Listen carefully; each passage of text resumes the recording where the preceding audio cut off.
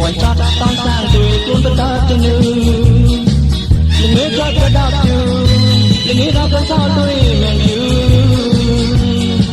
เมื่อต้องรับเราเป็นเศร้าด้วยแมงรอใจเมื่อมองใจสร้างกำลังอยู่เราเรานี้ก็ไปเท่าไกลจะเท่าไกลไว้ที่นี่ปะท้อดับเพลิงแต่ทอตับโนHãy subscribe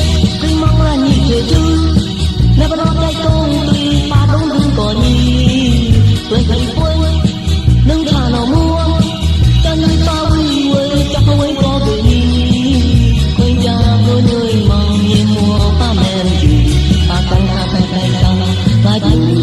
Ghiền Mì Gõ để không bỏ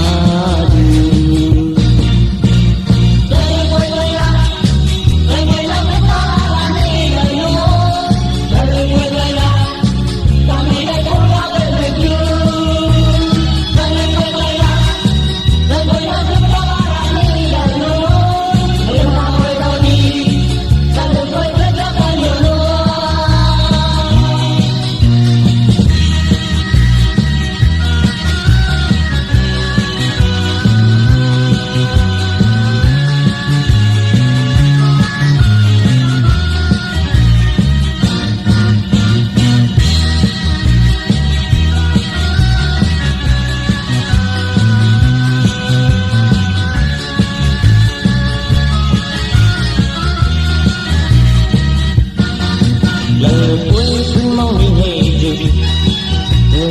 hấp dẫn Con sao về chùa mới đau cho mình Linh nghĩ có cái đau chứ Linh nghĩ có cái khó khăn mình Linh nghĩ đâu có gặp lòng tao vì mình lọ thai Linh nghĩ mong trái sang cầm lòng chùa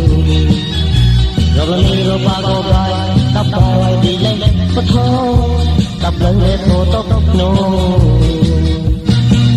Linh nghĩ quên cứ mong ra nhìn về chứ Hãy subscribe cho kênh Ghiền Mì Gõ để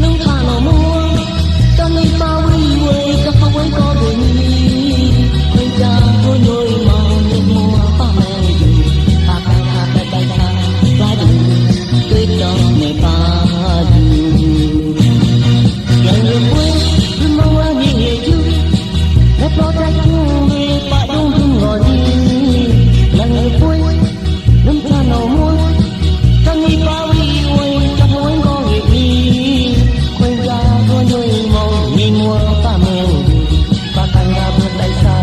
bỏ lỡ những video hấp dẫn.